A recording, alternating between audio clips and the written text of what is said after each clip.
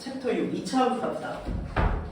우리 최근에 기말고사 범위하면서 2차함수의 기본을 배웠기 때문에 우리 반 그 그래프는 다 그릴 수 있다라는 전제 하에 내용을 진행할게요. 그렇죠? 그래서 여기서 우리가 주로 다루고 싶은 건 이겁니다. 첫 번째로는 뭘 다루고 싶냐면 2차 함수와 2차 함수가 있어요. 2차 함수와 직선의 위치관계에 대해서 얘기할 건데 우선은 약간 큼지막하게 얘기해 볼게요. 자, 도입이라고 적으시고 필기하셔야 됩니다. 알아도 필기하세요. 다시 한번 얘기하지만 너희보다 훨씬 뛰어난 선배들도 다 필기라는 걸 했습니다. 알았죠? 자, 2차 함수 그래프가 이렇게 있는데요. 직선이 이렇게 있습니다. 이런 그림을 딱 보면 우리가 알 수 있는 게 뭐냐면 그렇구나. 이 2차 함수의 2차 함수와 직선의 교점이 몇 개구나? 2개구나라는 사실을 그림을 통해 알 수가 있고, 그치? 교점의 개수랑 관련된 걸 얘기할 수가 있고, 그 다음에 뭐 해볼 거냐면 여기 사이의 길이, 그치? 교점 사이의 길이, 그치? 교점 사이의 거리라고 할까요? 거리. 그러니까 이 두 가지를 우리가 공부하고 싶은 거예요. 교점의 개수와 관련된 거, 교점 사이의 거리와 관련된 거 공부하고 싶다. 결론부터 얘기하겠습니다. 우리 한번 옛날에 배웠으니까요. 교점의 개수와 관련된 그런 상황은 뭘 이용하는 점이냐면 2차 방정식의 판별식을 이용하는 점입니다. 판별식. 자, 그리고 교점 사이의 거리를 구하라 할 때 여기서 조심해야 될 게 뭐냐면 선생님 직접 연립해서 요거 두 좌표를 구하면 되잖아요. 좌표를 구하면 두 점 사이의 거리를 직접 구할 수 있잖아요. 근데 만약에 좌표가 예를 들어서 x가 3분의 1 플러스 루트 2가 나왔어. 또는 x가 3분의 1 빼기 루트 2가 나오면 여기서 x좌표가 이미 복잡하고 또 y좌표도 구해야 되니까 굉장히 복잡하겠죠. 그래서 교점을 구한다기보다는 교점 사이 거리 문제는 2차 방정식의 근과 개수의 관계를 이용해서 해결하겠다는 소리야. 그러니까 결과적으로는 2차 방정식 배웠던 걸 응용편, 확장편이라고 보면 돼요. 교점 개수 문제는 판별식을 이용하고, 그렇지?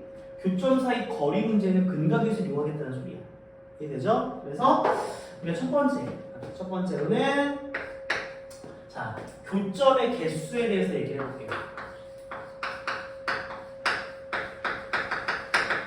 2차 함수와 직선의 교점. 자, 크게 두 가지 버전을 할 건데 첫 번째로는 직선 중에서 가장 모모란 게 뭐냐면 x축입니다. 그렇죠? 그래서 2차 함수도 최고차 개수가 양수인 것만 이렇게요. 그러면 이렇게 그렸으면 교점 몇 개가 나와? 2개가 나와. 그리고 이렇게 했으면 교점이 몇 개 나오냐? 하나 나오죠.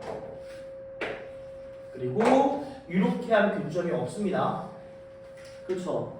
그러면 이 교점이 갖는 의미가 뭘까? 봐봐.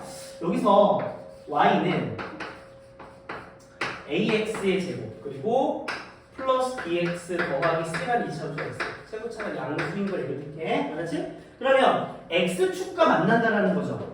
얘들아, x축과 만난다라는 것은 x축이라는 것은 결국 뭘 의미하는 거냐면 y는 0을 의미하는 거죠.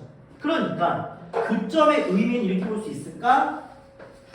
ax 제곱 플러스 bx 플러스 c는 y는 0을 대입하는 거니까 0이라는 2차 방정식이 등장하죠. 그렇다면 교점이라는 것은, 그치? 교점이라는 것은 2차 방정식의 뭐가 됩니까?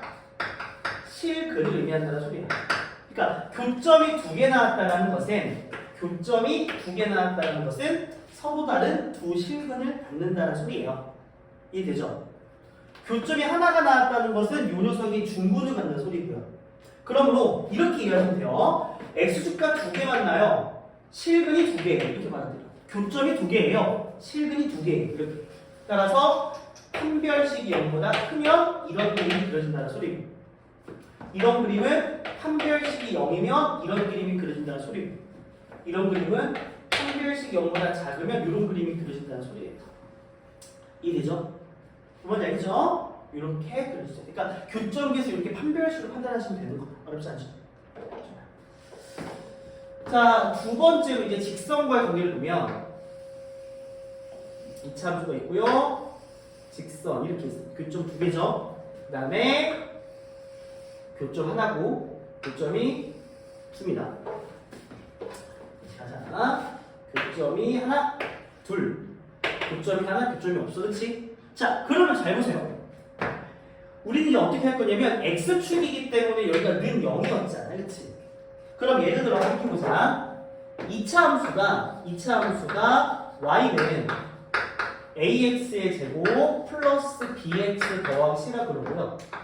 직선의 y는 px 더하기 q라고 일반적으로 잡아볼게요. 그러면 이들의 교점을 알기 위해서는 봐봐. x축과의 교점은 x축이 y는 0이니까 0을 대입했지. 전문용어로 연립했다고 표현합니다. 그러면 일반적인 이차 함수와 직선의 교점 관계에서도 둘이 연립해야 되겠죠. 연립하면 어떻게 되죠? ax의 제곱 플러스 bx 플러스 c는 px 더하기 q가 됩니다. 따라서 다시 한번 정리하게 되면 ax의 제곱 그 다음에 플러스 b 마이너스 px 더하기 c 빼기 q는 0이라는 2차 함수와 직선을 연립했더니 뭐가 생겼어? 2차 방정식이 생겼지. 요 녀석이 판별식을 쓰면 돼요. 알았지? 그러니까 여기서 사용하는 판별식은 연립한 결과 생겨버리는 요런 2차 방정식에서의 판별식을 쓰면 돼요. 그러면 판별식이 0보다 크다 이렇게 나오죠. 그리고 판별식이 0이다 이렇게 나오고요.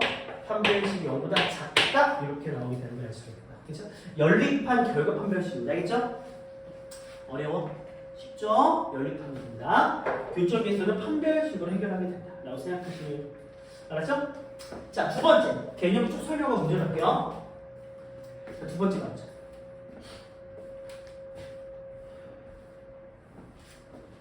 어려워? 안 어렵죠? 안 어렵죠.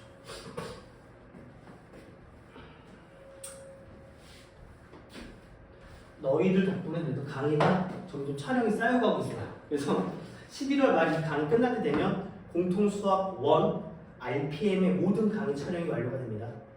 아마 강의가 인수분해 붙어있을 것 같은데, 그치? 나중에 그 강의를 잘 정리해서 단톡에 공유할 테니까 조금 이제는 이거 끝나고 나서 선행 배우고 1월달 되면은 이제 공통수학 1 내신 수업을 1월달부터 시작을 해야 돼요. 그렇죠? 내신 깊이 있는 수업을 진행할 때 그때는 지금보다 조금 꼼꼼한 개념 설명이 좀 덜 할 수가 있어요. 대신에 개념 설명은 덜한데 유형을 위한 심화 개념 설명은 많아져요. 소위 말해서 학원에서만 배울 수 있는 내용들이 있죠. 이해돼? 근데 그런 거를 배우려면 지금 기본 개념을 잘 알고 있어야 되는데 그때 그거를 보충하면서 가기가 힘들다는 소리야. 지금 강의를 촬영하는 이유 중에 하나가 그때가 되었을 때 참고하세요. 알았죠? 그게 필요해요. 자, 두 번째 갑시다. 교점의 개수였다면 이번에는 자, 교점 사이의 거리 문제입니다. 거리. 알겠죠? 다시 교점 개수는 뭐 이용하는 거야? 판별식 이용하는 거고 교점 사이 거리는 근각에서 이용하는 소리야. 그래서 가로축을 듣자. 근과 개수의 관계 이용. 이렇게 생각하시면 되고요. 됐죠? 어떻게 이용하나? 예를 통해서 가도록 하겠습니다. 예를 통해서. 이 예제가 개념이에요. 자, 여기 y가 x 제곱이라는 게 있습니다. 그렇죠? 괜찮아? 자, 그리고 여기서 직선 하나 딱 그릴까? 직선을 그렸는데 y가 마이너스 x 플러스 1. 아마 교점이 두 개 나올 것 같아. 자, 그랬을 때 여기 처음 만나는 점을 A, 여기를 B라고 했습니다. A, B 사이의 거리를 구해달라고 했습니다.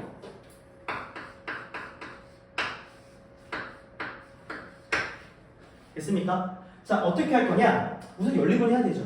연립부터 하는 건 기본입니다. 연립하게 되면 x제곱은 마이너스 x 플러스 1이고요. x제곱에 플러스 x 마이너스 1이 0이 되는 거죠. 그렇죠? 맞아요? 그래서 딱 보니까 인수분해가 안 돼. 그치? 그럼 인수분해 안 된다고 해서 근해 공식을 통해서 해를 구하는 거 아니야? 어떻게 할 거냐? 예를 들어서 여기 만나는 요 점의 x를 알파라고 잡고요. 요 점의 x를 베타라고 잡자고요. 그러면 알파 베타가 의미하는 게 뭡니까? 알파 베타가 의미하는 건 2차 방정식 나오죠. 2차 방정식에 두 개의 실근을 있는 알파 베타라고 말할 수가 있는 겁니다. 그래서 어떻게 할 거냐면 A 좌표를 설정을 하는데 x가 알파잖아. 그 알파를요. 잠깐 보세요. 여기 대입해서 y 좌표를 알파 제곱을 해도 괜찮고 여기 대입해서 마이너스 알파 플러스를 잡아도 괜찮은데 2차보다는 1차가 편리합니다. 그래서 y 좌표를 마이너스 알파 플러스로 잡을게요. 마찬가지로 얘도 마찬가지로 베타 콤마 마이너스 베타 플러스로 잡도록 하겠습니다. 오케이? 괜찮죠? 자, 그렇다면 어떻게 감각에서 이용할 거냐? 두 점 사이 거리를 한번 직접 구합시다. 루트 두 점 사이 거리는 x끼리 뺀 값을 제곱해요. 그래서 알파 마이너스 베타의 제곱이 되고요. 그 다음에 얘들아 봐봐. 이거에서 이걸 빼지. 칠판 봐야지. 쓰는 애 보면 안 돼. 이거 빼기 이거 하면 누가 지워져요? 1이 지워지죠. 그 마이너스 알파 플러스 베타의 제곱이죠. 이렇게 되겠네요. 그런데 얘가 마이너스 알파 플러스 베타의 제곱은 사실상 알파 빼기 베타 제곱과 일치하죠. 같은 말이죠. 제곱했으니까요. 그쵸? 그러니까 얘가 사실상 이거랑 똑같지 않아요? 루트 2배의 알파 빼기 베타의 제곱이 되는 거죠. 오케이. 자, 근각수 관계를 이용한 시점은 여기에요. 자, 알파 베타가 두 근이기 때문에 자, 알파와 베타를 더해주게 되면 마이너스 1이고 알파와 베타를 곱하게 돼도 마이너스 1이죠. 그럼 여기서 우리가 알파 마이너스 베타의 제곱이라는 요식 있지. 요식이 사실상 뭐랑 동일한 식이죠? 곱셈 공식 이용하면 알파 플러스 베타의 제곱 마이너스 4 알파 베타가 되는 거죠. 따라서 여기 다시 한번 적어봅시다. 루트 2배의 자 알파 플러스 베타의 제곱에 마이너스 4 알파 베타 이렇게 하시면 되고, 그치? 그러면 대입하시면 돼요. 알파 플러스 베타가 마이너스 1이고 알파 베타가 마이너스 1이니까 1, 5 루트 10이 되는 거 알 수 있겠네요. 저 사이 거기 루트 10이 된다는 겁니다. 이렇게 이용하셔야 시간도 줄이고 정확하게 할 수 있어요. 인수분해가 되면 직접 구해서 크게 상관없지만 인수분해 안 되는 게 더 많이 나올 거라고요. 이런 경우는 근각의 관계를 이용해서 해결할 수 있다. 라고 보시면 알죠? 체크하세요.